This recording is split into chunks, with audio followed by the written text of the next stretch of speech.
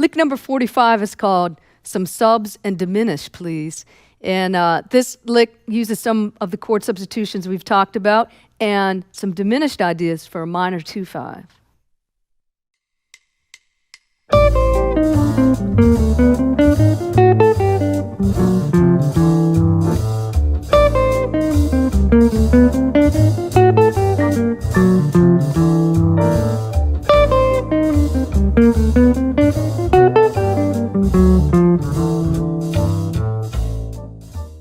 All right, we have some chord substitutions in play here, and they're ones that we've seen before. But before, when we were talking about C minor 7, we were talking about using A half diminished or A minor 7 flat 5. Now in this case, we're on an A minor 7 flat 5, and we're using a C minor shape. So if you see within there, and again, I think I mentioned this before, this is a very common 1, 2, 3, 5 type of arpeggio type shape.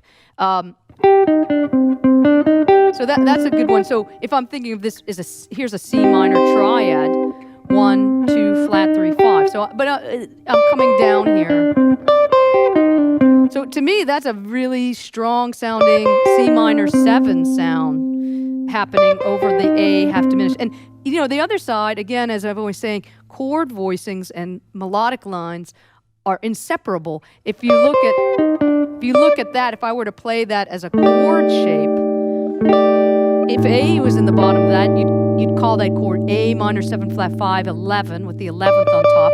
And if C was in the bottom, you'd call that chord C minor 6 9. So there again, just to hopefully by the end of this course you'll have learned that principle of substitution of C minor 7 and A minor 7 flat 5 as being interchangeable sounds. So that's the beginning of this line. I love the shape of that too. It's just the intervals to me are very pleasing sound. Now on the D7 this time, I think it's unfair. I have it notated as an altered chord, but it's not really because I'm using the symmetrical diminished scale here. So that's in fact actually a D7. It has the 13, flat 7, root, flat 9, and sharp 9. So that's definitely a diminished sound. It's the diminished scale over the D7.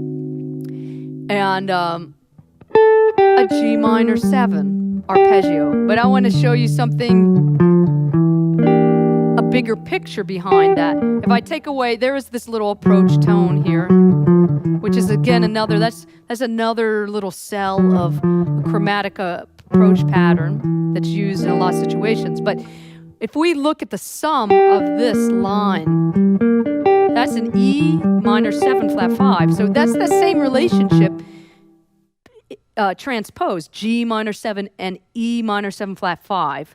So that gives you a very strong G minor 7 6 sound. And I really, in terms of a minor chord sound, really associate that with bebop. And in a lot of ways, in a simplistic way, you know, these are sounds that Charlie Parker would play. And in a real simplistic way, you could look at it as on minor chords, Charlie Parker would play bright notes. He'd play bright sounds on dark chords. So that sound of that major 6 to me is a very bright sound on a very dark chord. And then here is a great example on the D7 to play a diminished.